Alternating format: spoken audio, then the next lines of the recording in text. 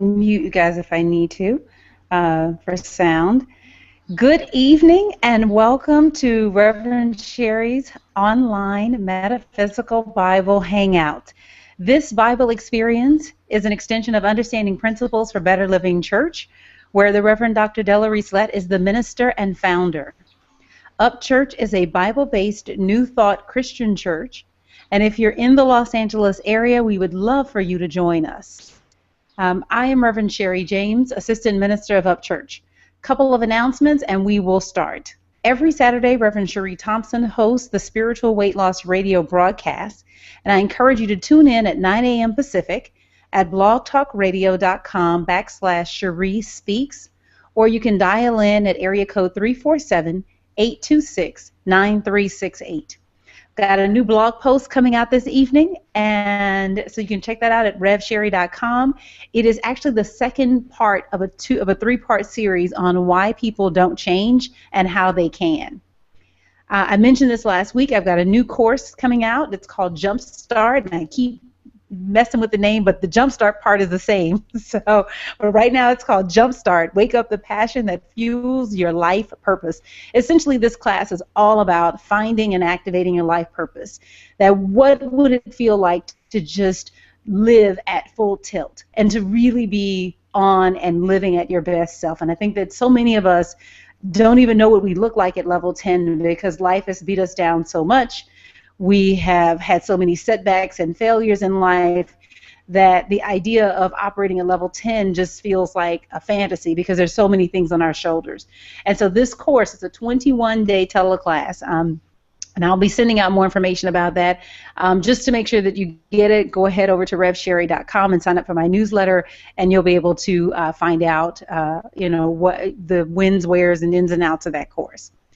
If you are listening live and you want to join this discussion, please click join and the program will bring you in as a live participant. Or if you just want to ask a question, and I see that we already have some questions from a couple of our viewers, just please enter that question in the Q&A section and I will take those questions in the order that they appear. And if you're listening to the video after the recording and you have a question, go ahead and just leave the question in the comments below and I respond to those in a timely manner. And I usually get back within 24 hours, so you can ask a question at any time and I'll respond. Now, a couple of fun things. Next week we have some special guests. So next week our special guest is Reverend Sadar Corridon Mercer. So that's a whole lot, but you just can call her Reverend Sadar. And she is a divine science minister, and we're going to be talking about unconditional love and looking at the story of Ruth next week. So definitely want to come back if you need some love in your life and you want to get that special person in your life. This is the class that you want to be a part of. And then Dr. Will Coleman has agreed to come back. Yay! I feel like I need Sherri on to give me my my applause sound effect. He was just a delight when we talked to him in early July. He will be our guest on Thursday, August 21st. Very excited about that. Can't wait to have him back. It'll be great because the following week we're going to start our lesson on the Apostle Paul. So I'll be sending out that course material. It'll be on my website at revsherri.com, and you'll be able to get all of that information. But we will start the course on Apostle Paul on Thursday, August 28th, and on the 21st, we will hear from Dr. Will Coleman, and I am over the moon. So mark your calendars.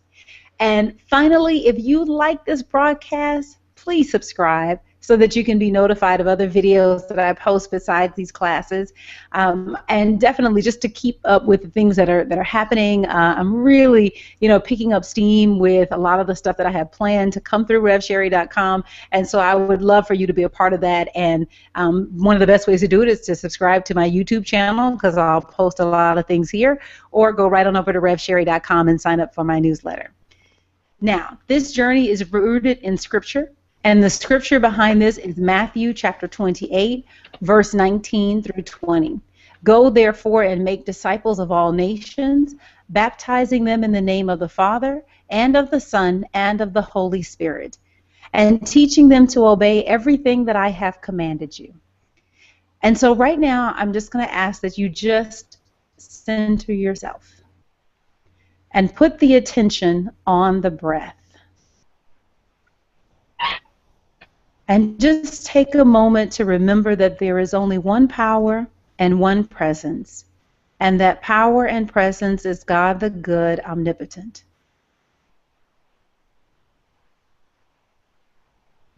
Thank you, God. We bless this class. We bless this conversation that we will have this evening.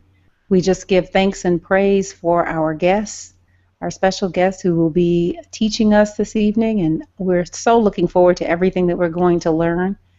I just ask that you move through this conversation now, inspire us to say the right things to one another so that we might walk away from here more committed and convicted than ever of our own inner divinity. Let us live up and out of the truth of who we really are, that we are God in expression. Thank you, God. Thank you for being us right now. Thank you for playing all the parts. And I release this prayer in the name and the nature of Jesus the Christ. I let it be so, and so it is.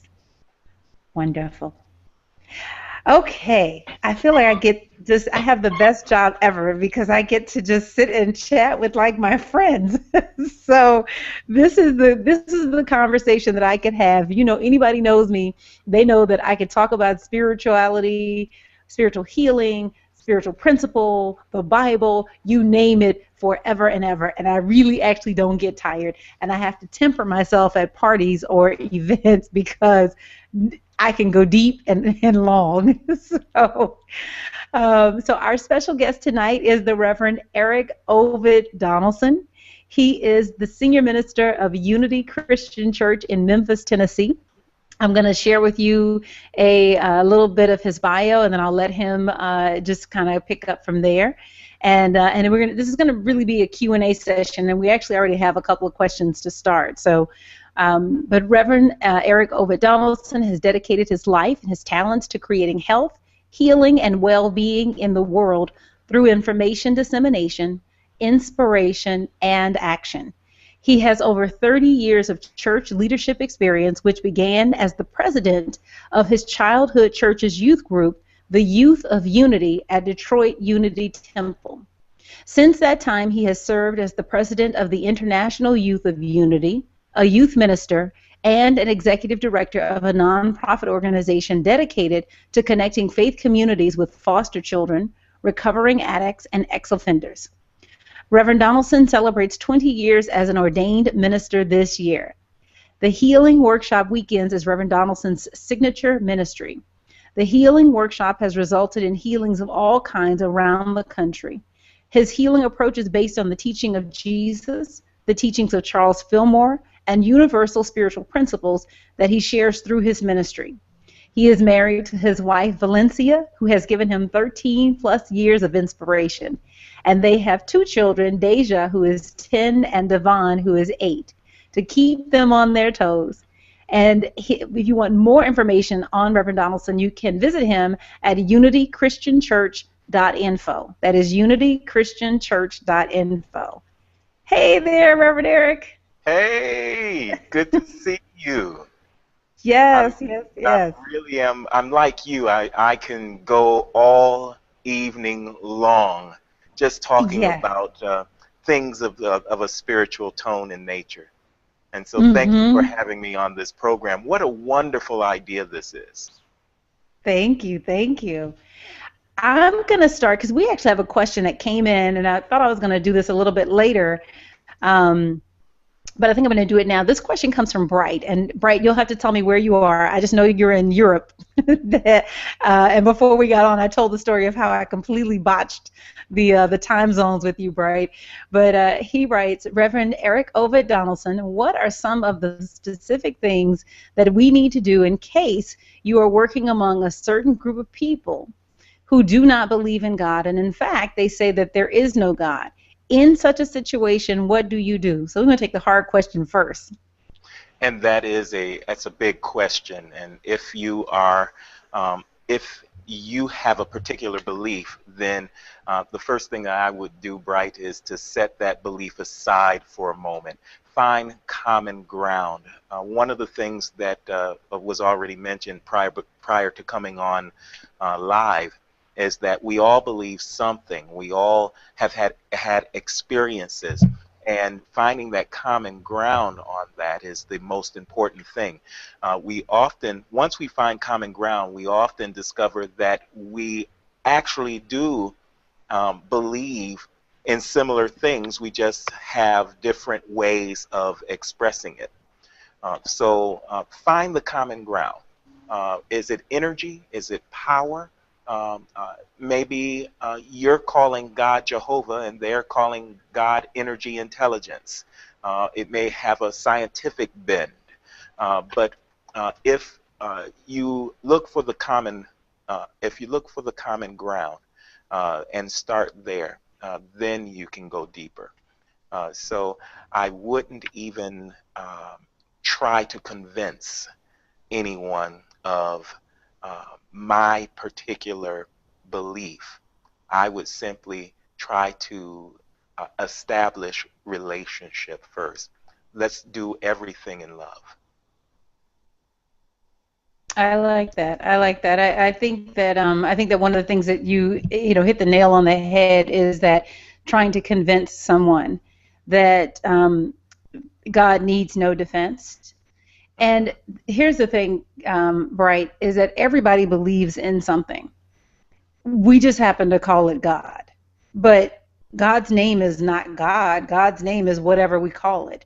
Some people believe in the infallibility of money. Some people believe in the infallibility of nature. In fact, I know a number of people that I've heard who have been professed atheists, but when they speak of nature, they speak of nature with the same level of reverence that we talk about God. I think that all of humanity knows that there is something more to who we are than what we see between our hat and our boots. That we know that I am more than this flesh experience, and that I'm not just this flesh and bone, I'm not just this body, that I am something more than this. And I may not have words to explain it, but I know that I'm more than what I appear to be. I think also, I see situations with science where they're trying to explain what is consciousness.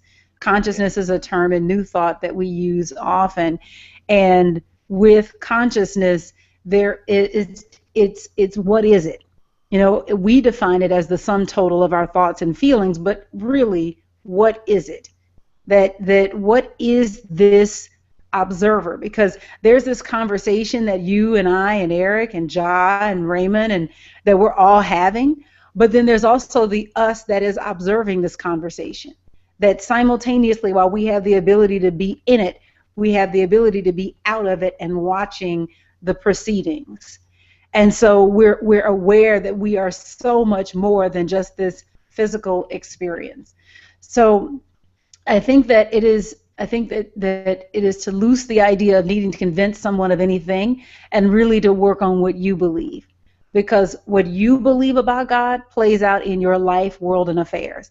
And if you believe that God is unfair, that God arbitrarily doles out punishments and curses, or that God withholds things from you, that there's good that's just kept from you, that plays out in your experience. So in terms of, to answer your question, what do? I say you need to work on what you believe about God.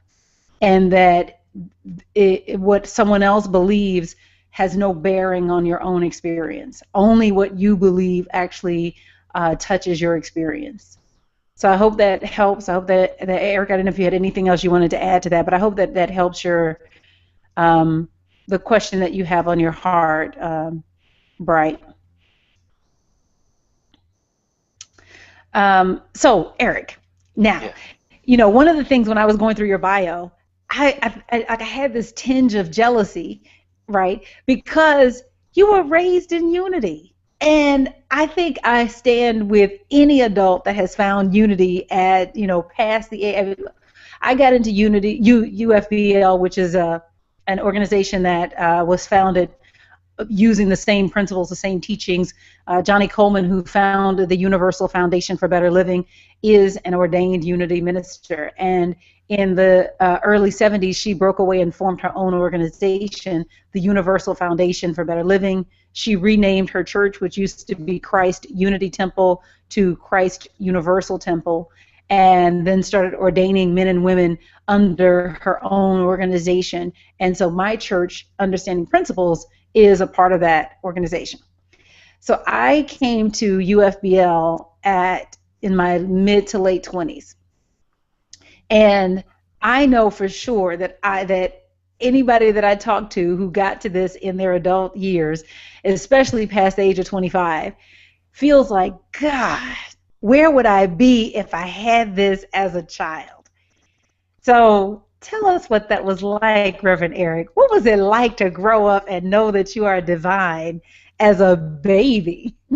And let me answer that question, because I've heard that all my life. Wow, you grew up in unity, and what I think you have nothing to be jealous about, because most of the people who grow up in unity don't realize they're growing up in unity, if that makes any kind of sense. I'm so glad you said that. It's just church for us. And so we don't realize very few people realize what they have at that age until they get to, what year did you say you got into UFBL?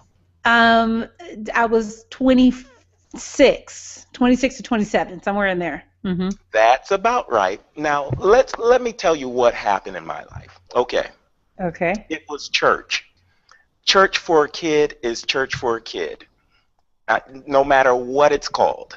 It can be called unity. It can be called Baptist. It can be called Catholic. It's church. Kids want to go out and play. I was a kid. I was playful. Then I would say maybe around 13. I began to get a glimpse of what this unity thing was all about. And you know what I did with it? I began to, we have these principles that we tout. Well, how I used the principles was to see if I could get a parking spot cleared out for my mom as we were going to the mall, or to turn that traffic signal from red to green as we were driving down the avenue. You know, and what am I saying? I used it playfully, and still not really fully understanding the power in what it is that we were presenting. Wasn't all the way there. Then around 18, it was all about college campuses. It was about going to college, and then the horizon expanded for me. So yes, I grew up in unity, and unity missed my entire youthful years. It didn't click. It did not click until adulthood.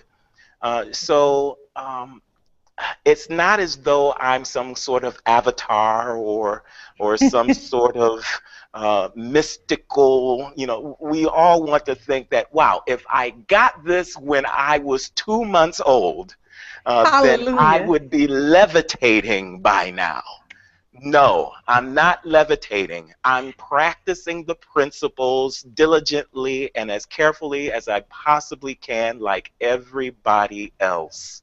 Okay, so what I hear you saying, okay, and I have felt this because, okay, I'm going to digress, but what I hear you saying is that consciousness determines form.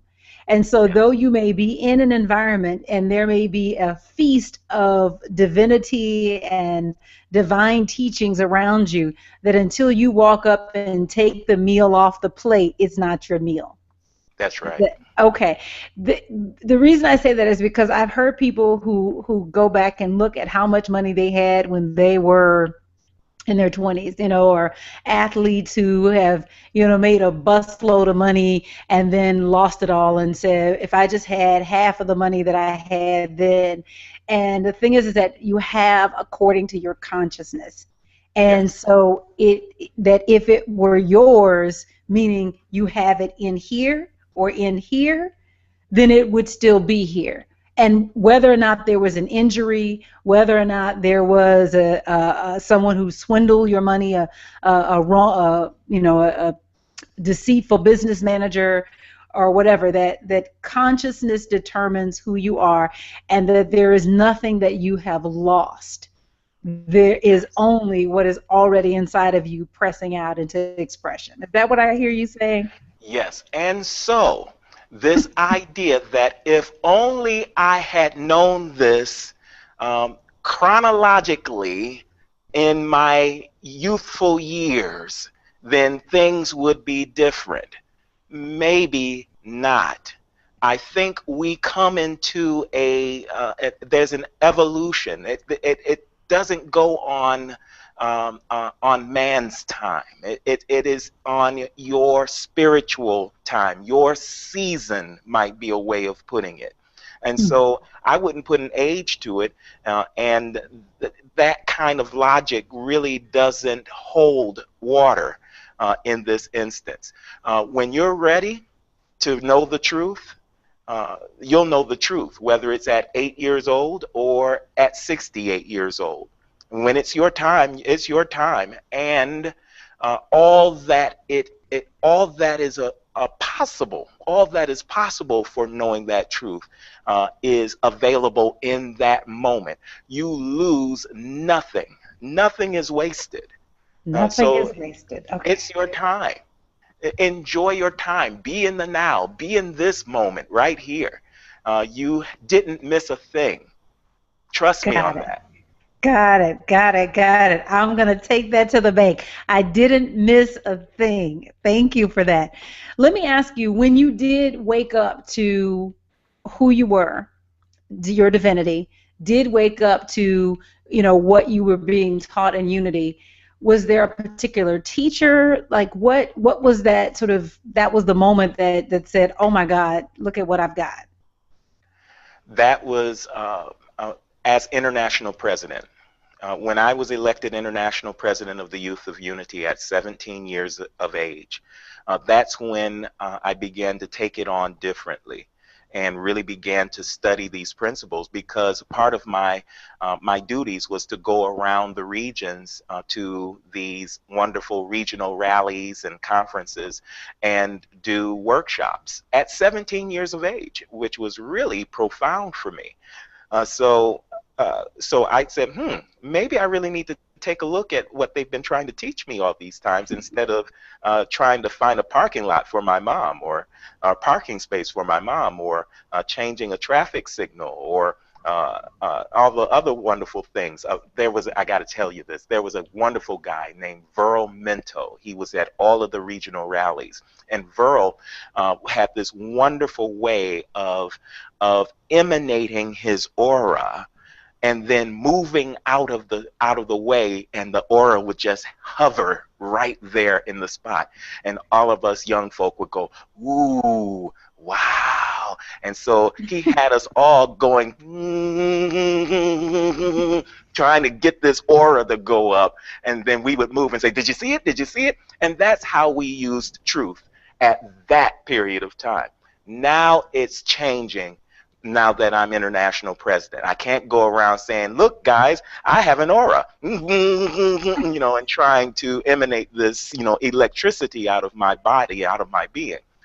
Now the principles are coming into play.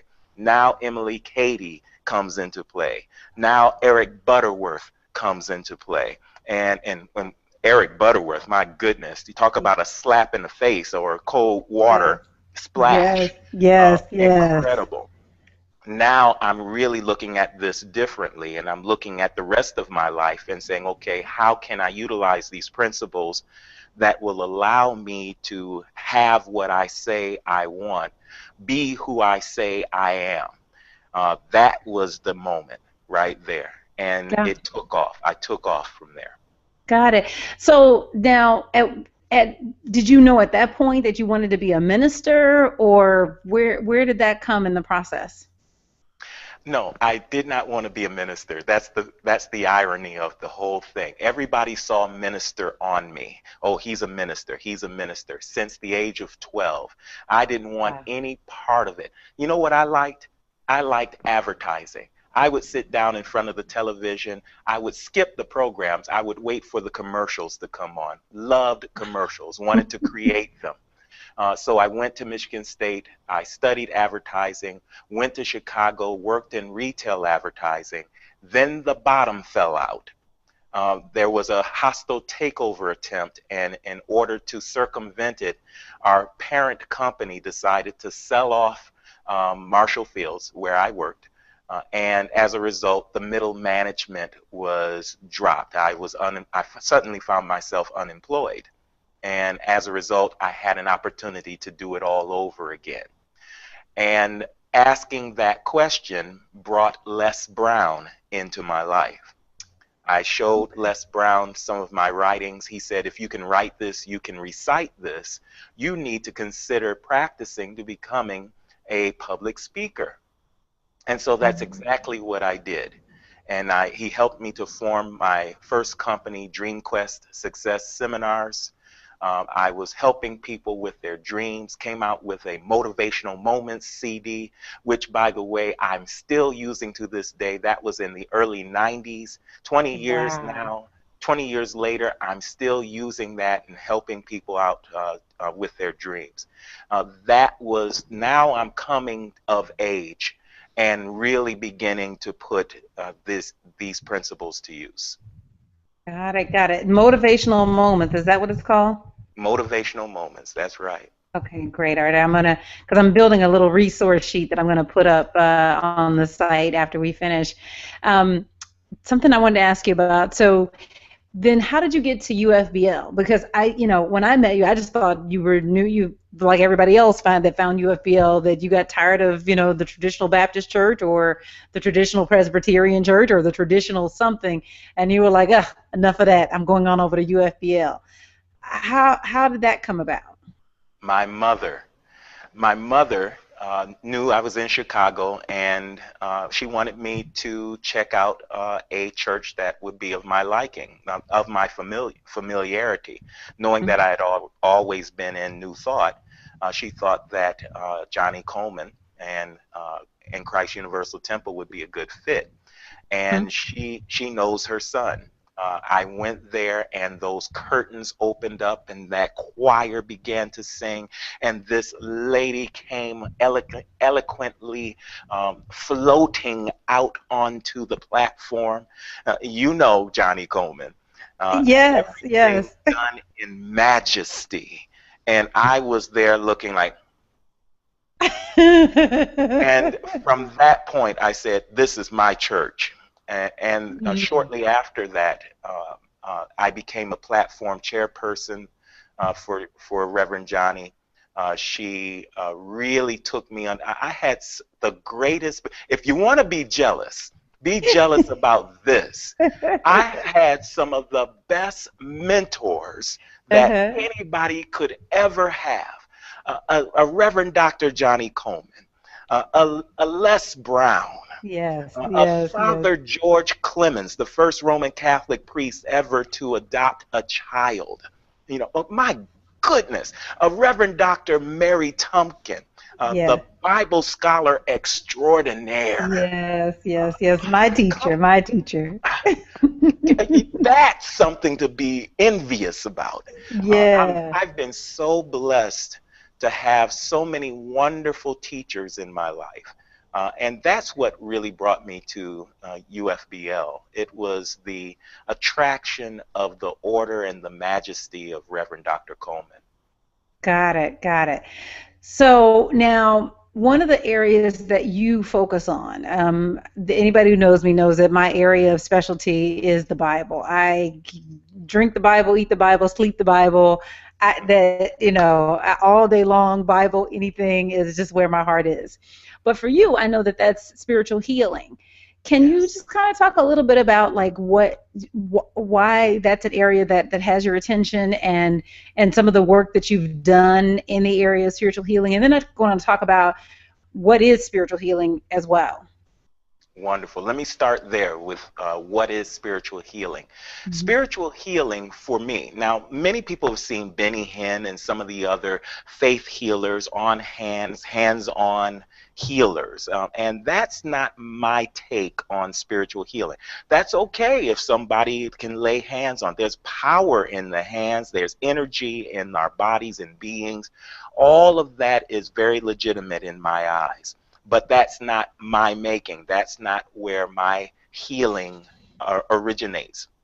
For me, it's really about this, and I'm going to start with a definition of healing. Healing is the return of one's soul or self to their original purity, purpose, or perfection, or I should say, and perfection. Okay, so the return of one's soul. Return or restoration. Or restoration of one's soul. Or self. Or self, okay. Their original purity, purpose, and perfection. Okay. And so what's implied in that definition is that the healing is already there. And so the only thing that we have to do is position ourselves to fully receive what has already been given. Okay. And so what I do is work with people's minds and hearts. And in so doing, they find themselves moving back into the stream of healing consciousness. When that happens, the healing happens. And so I've created wonderful exercises, an experiential weekend of events called the Healing Workshop. It happened when I was teaching classes like we do in the UFBL. We both worked in the UFBL. I was there for a wonderful time, one of the greatest experiences of my life.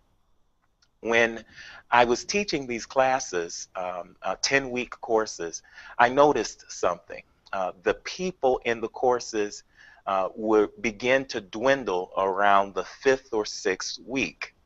So I may start out with 10 people in class, but then at the 10th week, I would end with maybe 2 or 3. And so I said, no, we need to have a come to Jesus meeting about this. So I called everybody in and said, look, is it me? Are you tired of my style? Am I repeating myself too much? What's going on? And they said, no, Rev, you are a great teacher. I said, thank you very much. And they said, look, it's just that life happens. There's so much that you cover and have to cover in these classes. Then life happens in between the classes until finally we just decide, you know what, I'm going to miss 3 classes before these 10 weeks are up, so I won't get my certificate. And so why go back? Let me just go ahead and tend to these issues that I'm confronting.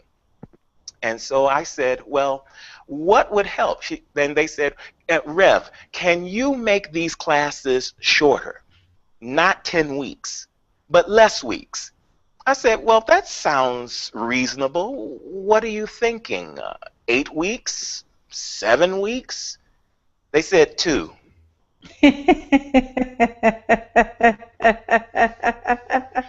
I laugh at that because we run the same challenge, which is that if we know if we can get people through Basic Truth 1 and 2, which is New Thought Christian, William March's Alternatives, and H. Emily Cady's Lessons in Truth, then they're on a track. But it's that initial commitment of showing up for class, and there's not really a grade in the same way with school, but they may have all of these feelings about school. And the thing is that life is going to happen. Like the fact that you started on a spiritual path is forcing life you to deal with life. Exactly. Because you're stirring up all that stuff. That's right. And you can explain that until you're blue in the face, And still, it just takes time for it to resonate. So, long story short, what ended up happening, the dreamer I am, I said, okay, we're going to try this. I'm going to try to get my spiritual shoehorn and cram 10 weeks of spiritual understanding. Notice the wonderful symbolism of the shoe and the 10 weeks of spiritual understanding into a size 2. And I said, okay, this is going to take some time, and I can't have you in a seat all day long, so I'm going to include some exercises to make the point. But just tell me, what should be the first lesson? And someone in the back, it's always someone in the back. Always somebody in the back. Says, ooh, healing. And so my first 2-week class was healing. But something funny happened along the way. The healing actually happened in the class. People started healing in very different ways. Relationships, medical conditions, all sorts of things that we were looking at and going, whoa. So I decided that I would have a graduation at the end of our 2-week course. A 2-week, 24-hour course. Those were 12-hour days. And at the graduation, people were healing. And I said, I don't think I'm going to teach anything else for a while. Healing it is. And then it morphed a little bit more, and lo and behold, I had the healing workshop weekends where we were able to finally cram it into a size 1 weekend. And it was really, and the healing just kept happening. Since that time, I've done about 26, 27 healing workshops around the country. And when I say healing, I'm not just talking about symbolic healing, oh, my heart feels better because now I know the truth. I'm talking about blood pressure going down. I'm talking about diabetes disappearing scientifically. They do the test, and the everything is on the level. I'm talking about deep bruises that had been there for years in the skin going away. One of your ministers was a caretaker for her father, 86-year-old father at the time. And when you care for people, and you have to turn them in the bed and they can't move for themselves, it's very painful on the hands. She had seemingly arthritic hands. She said that when she would go home at night, she could hardly grip the steering wheel to her car. And she came to the healing workshop and got so involved in the healing workshop and so involved in somebody else's healing that she began to clap for joy, not realizing that she was using her hands in a way that she could not use them for months. And then she caught herself. Let me ask you this. So people come in and you've squished a size 2 down to a size 1, and they come in and you have like an icebreaker activity. Like, kind of walk me through what happens on that 24-hour period. Here's the way that I describe it. The first day is an 80-20 day. There's 80% instruction, 20% examples, 20% illustrations, experience. And I custom make the experience to make the points that I am making, to emphasize the points that I'm making in the instruction. So the first day, about 80-20, instruction to experience. The second day, it flips, and it becomes 80% experience, 20% instruction. So the further along we go, the more they are involved in activities that move them into a healing consciousness. and So then I what just would move be out an of the way. example? Sure. So what would be an example of an activity that moves someone into a healing consciousness? One of my favorite activities is what I call the whisper circle. It's Mm-hmm. where we use, I got two favorites. This is one. The whisper circle is where we circle people up in a particular type of way where they can be fully vulnerable to receive whatever is coming to them. We even make them close their eyes. But people line up in front of the people and they begin to whisper affirmations, statements of truth within their ears. Then we celebrate those individuals that have circled up. Usually they are a team. They have been able to bond for a little bit. So this team is circled up. So they're comfortable being side by side, shoulder to shoulder, locked up or locked in with one another in the circle. But Okay, the wait. I gotta ask you. I gotta ask you to explain that a little bit more. So, let's say that me, you, Raymond, and Ja, we're a team, right?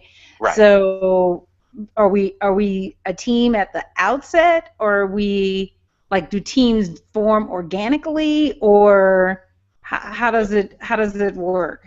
They form by right of consciousness through this process. So as we go along through the weekend, as it starts 80-20, then it flips 20-80, Mm-hmm. you begin to gravitate to people that are perfect for the type of healing that you desire. Mm-hmm. Mm-hmm. So you create this bond, and what you're really doing is you are complementing yourself with those people who will support you in your healing. So Okay. now you're comfortable with them, and that allows you to be comfortable and available to other things that other people from other teams are going to provide for you. Got One it. of them is the whisper. The whisper is so powerful because it cracks the ice of that encases our hearts. It thaws out years of stone that has accumulated, the calcification of our minds and hearts. And when that thaws, when that cracks, then the beauty of our togetherness, we're actually beginning to heal one another. I got one other example for you, and it's Well, let probably, me go let ahead. me. Oh, no, no, no. That's good. That's good. No, this is great because I'm trying to get it. And so the first question I had is that can I do this at home alone? This is one of those things where it's like don't try it at home. Mhm. Or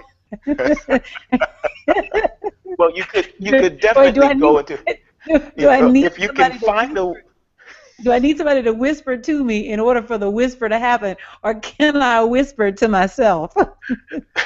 you can, oh, wait a minute, wait one moment. You can whisper. There we go. You can whisper to yourself. It's an affirmation. That's all it is. But the Okay. difference is the intimacy, the love, um, Okay.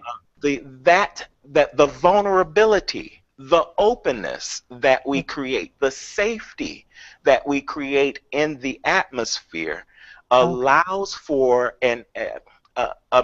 for us to take on a much greater dose than we often allow ourselves to take. Okay, okay, I understand that because something that I did. This was a few years ago now, and I was in the middle of facing foreclosure and about to lose this house, the house that I'm living in now, about to lose this house. And I had just started a job that was a minimum wage job, and I mean, there were so many. I mean, that's a whole testimony in and of itself. And I was in the process of submitting loan packages, and my at that point my business had failed, so all of the income that I was accustomed to getting, I wasn't getting, and I had this minimum wage experience that was happening, and all of the ego things that come with that minimum wage experience. And I remember recording on my Android these affirmations. And if you heard my voice sounded so sad. So this was all the God that I could pull out of me. And I remember the words, and it said, "I declare victory over B of A."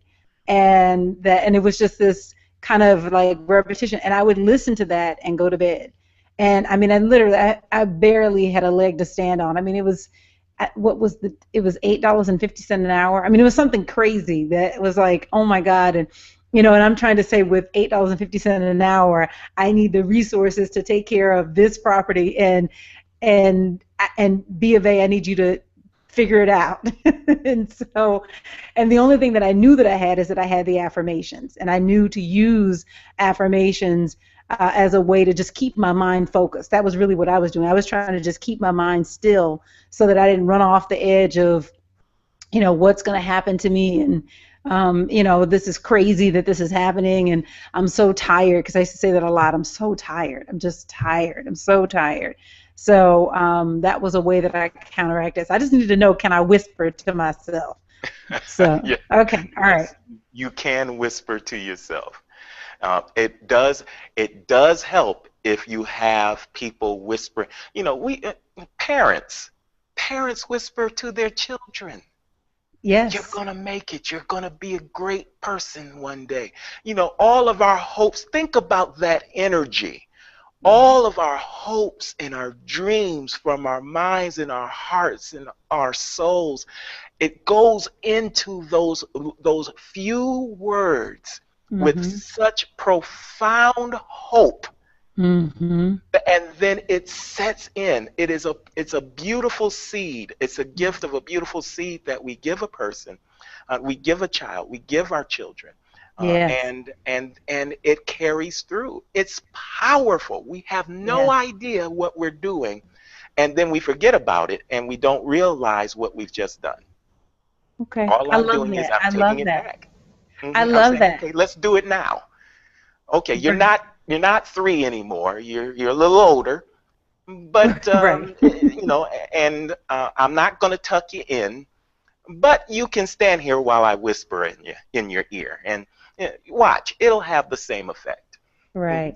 Well, and it's true. I mean, definitely the things that we say to our kids on Sundays, when we see them, and I don't have children, but I know that the children that I see on Sunday, that I make a point to mention how beautiful they are. I make a point to mention how impressed I am by them.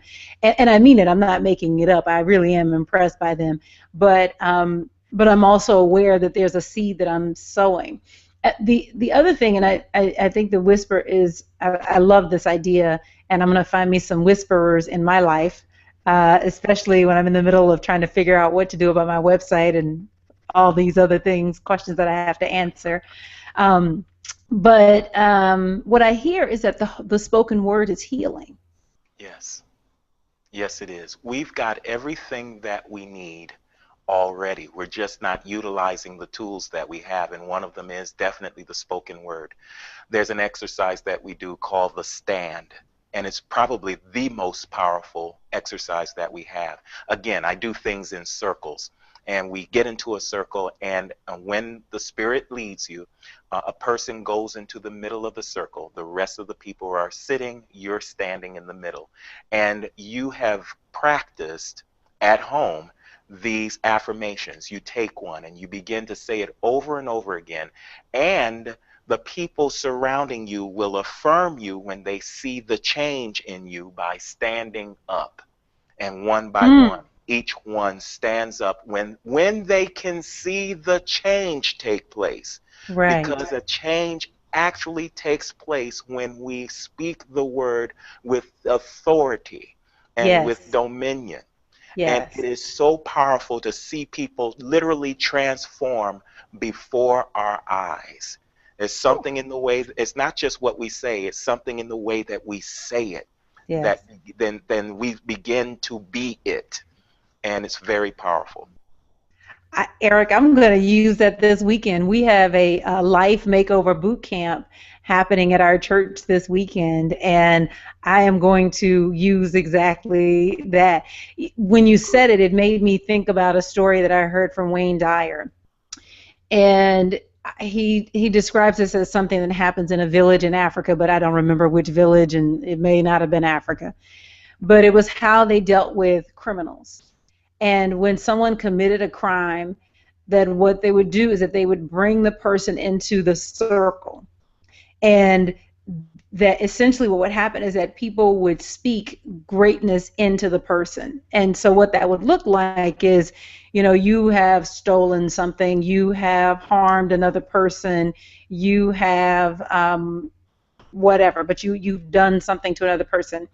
And essentially what happens is that then they would bring you into the circle, and everyone would have to speak something loving towards you, and it would have to be genuine. And they would say, I remember when we used to play down at the water trough, whatever, and we were young together, and I loved that because it made me feel so good. But it was that they used the word to transform the person, and that was the way that they handled crime. And I thought, what a positive thing if a family did that. That when a child makes a mistake, that instead of the shame and the blame that happens, that instead you bring them into the circle, and everyone in the family has to speak positivity. As he was describing it, and I'm not even doing the story justice, and I do not remember which Wayne Dyer product I heard it in, but the story has stayed with me as a way of handling conflict, especially conflict where someone has stolen something. There's been some level of betrayal. That is that to use the power of love through our spoken word to just flood whatever that energy that is aberrant out, and to bring in, to call in the healing. So yes. I see that Reverend Sherri has joined. Hey, Reverend Sherri. She's on mute. Let me ask you this, Eric. I love the subject of spiritual healing.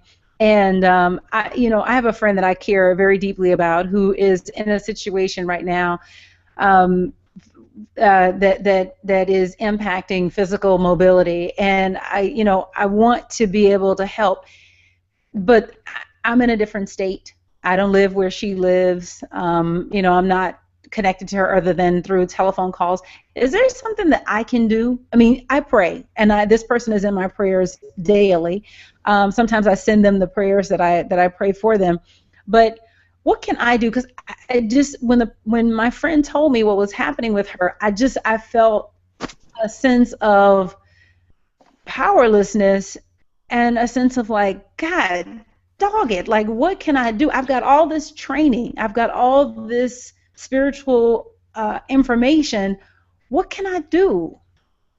Well, this is where my friend Viral Mentos really did do something useful for all of the wonderful youth of Unity that he conducted seminars with. This is the guy that I was talking about earlier that was emanating his aura.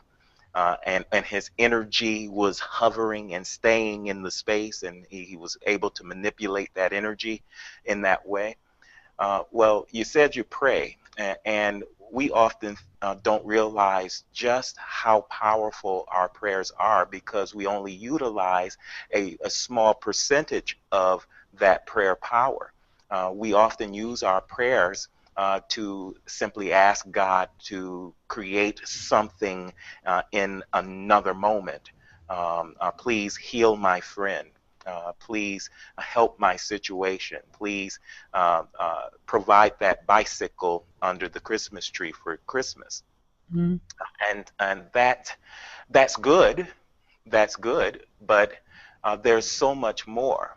And when we realize that that mind action that we call prayer is something that can then, if we take it another step beyond the request and create communion with the divine, what we're actually beginning to do is to generate another level of energy within our own beings that is not that goes beyond our perimeters. In other words, our prayer time, our prayer work can go beyond miles and distance and touch people, places, things, situations, and circumstances in a way that we often can't imagine. But because this is something that oftentimes is too ethereal for people to grasp, they don't take it there. You Mm-hmm. can take it there. And it Mm-hmm. takes a spiritual discipline to allow that energy intelligence, to allow that God, that presence, that power that you prayed about at the very beginning of this telecast, Mm-hmm. Google Cast, Mm-hmm. to take hold and to increase so that it can emanate out. When I first became a minister, this was through the previously ordained clergy program under the UFBL. They asked, what did I desire to do as a minister? And I told them healing. And with tears streaming down my face, I said, I want to be such a profound healer that when people come for healing, the healing takes place before they get within 2 miles of my presence. Ooh, I That my like that. that my energy, God energy, is Yes, so powerful and profound that by the time they reach me, they're healed. I I, love it. I love it too because one, it's a great time saver. You know, you just come here and say thank you and you get on your way. But the Exactly. Wait, but the other piece, let me jump in, Eric, because I got a question. sure. This is from Ron Brown. Ron says, "What happens when you get it, right, but don't get it? Once you have intellectualized all the principles and realize that you have been doing life wrong, and you realize that you have attracted all the things that you don't want, how," and he puts that in all caps, "how do you heal the mind and the spirit?" And so, I've heard all this stuff, but I need some results, because that's what I really hear him saying is I need some results. Excellent. I got the answer for you. You don't do nothing. Don't do a thing. It's not in the doing. That's what got you in the place that you're at now. It's in the being. If you really got it, then you practice the being. Metaphysicians are interested in the science and the study of how things come into being. And that takes you into order, spiritual order. If you really know it intellectually, that's good, but that's not enough. In Unity, we say knowing it is not enough. You must live what you know. Right. So this is why we call it practical Christianity. You Right. got to apply it, but you apply it not from the sense of doing something as much as it is being something. And when you take and make the shift to being something else, that's when the rest of the deck of the cards will flip over and everything else will change in your life. So one of the things that occurred to me, I know for me, one of the things that was hard with being is that I wanted to be it and then have it in the same moment. Like I wanted to be that girl and then have the experience show up like that. And I was judging my progress by what I was seeing externally, and making decisions on whether to press forward or to give up because I was not seeing a result fast enough. Yes. And one of the things that I learned, and this is why I advocate journaling your prayers, get a journal. If you don't do anything else today, if you want to heal yourself, do what he said about the whisper, like whisper to yourself and get somebody else to whisper to you. I got to find, Sherri, will you whisper to me? Will you be my whisperer? So, but, get somebody to whisper to you, but get a journal. I'm laughing about that, but seriously, there are things that I journal, prayers that I journal, that I go back and I look at now that have come to pass exactly as I have journaled them. So there is power in you writing it down and just having that dialogue with God, the God presence inside of you, not a God presence in the sky. Sherri, I don't know if you heard the whisper thing, but I said this to Eric. I was going to use one of the two exercises, healing exercises in the Life Makeover Boot Camp this weekend, because it's just fire. Like as he was describing it, I was like, oh, I could, I know how I could like just jazz that up, like and make it our own for Up Church. So were you on yet? No, I missed that part. Oh, okay. All right. Well, I'll have to repeat it back to you. Eric, believe it or not, we are at 9 o'clock. Wow. And we said this when we were talking earlier, which is that it goes so fast. This was wonderful. Thank you very, very much. I know I have a lot of takeaways. I imagine that everybody else on the broadcast has a lot of takeaways. I know for sure using the whisper technique, and I have actually on my phone, existing phone, I have some older things that I recorded back in like March and April, but I think I'm going to update some of those recordings with some new affirmations. Terrific. And then I'm going to find me some whisperers who can whisper in my ear and whisper my affirmations to me.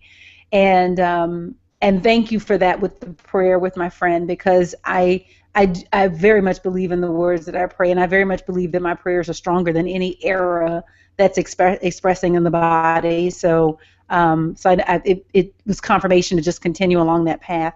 And then also the exercise, the stand exercise, I think that's just fire. I love that. So I can definitely use that.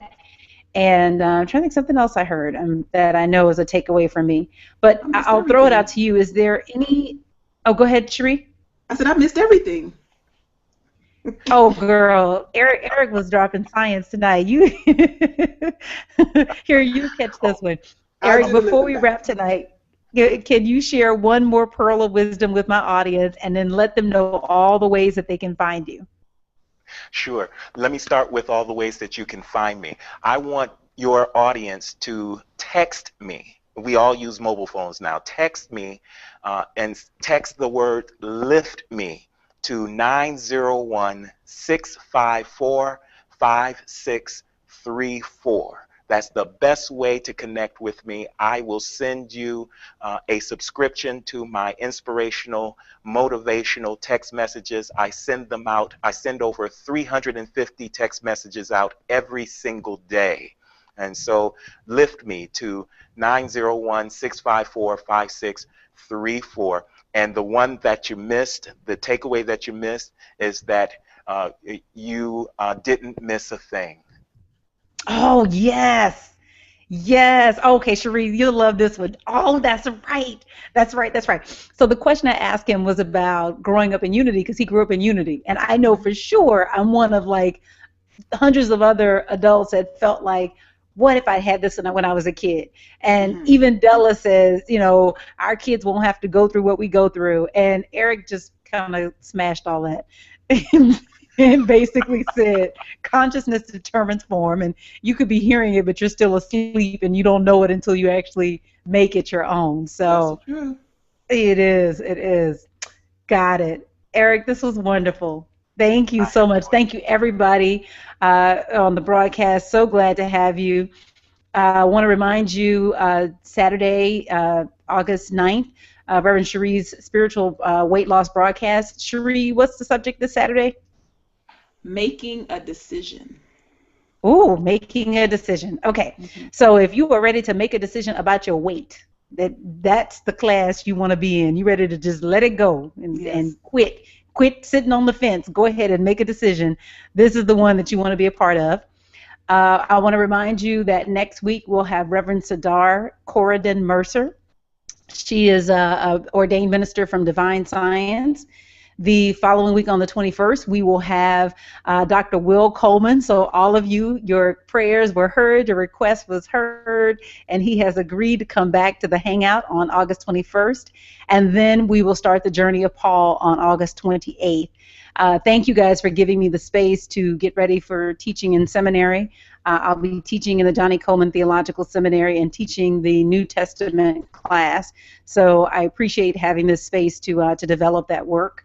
And then lastly, definitely go and sign up for my newsletter at revsherri.com. because the new class that's coming out, this is a private class, different from the Hangout, but it's similar type of format and teaching style, but different from the Hangout, and it is called Jumpstart. Wake up the passion behind your life purpose. And so that class is coming out. I'll be working with a private group of students, and if you want to definitely be in that number, they'll, to get all the information, you want to go and sign up for my newsletter at revsherri.com. Bless you guys. Thank you so much. This was an awesome night. This was a healing night for me. Thank you, Reverend Eric. I appreciate you stopping by the Bible Hangout. Thank you, Sherri. Thank you, Ja. Thank you, Raymond. Have a great night, and I just release you in the love and the light of the Christ, and I affirm that the light of God surrounds us, the love of God enfolds us, the power of God protects us, and the presence of God watches over us. Wherever we are, God is, and so it is. Have a great night.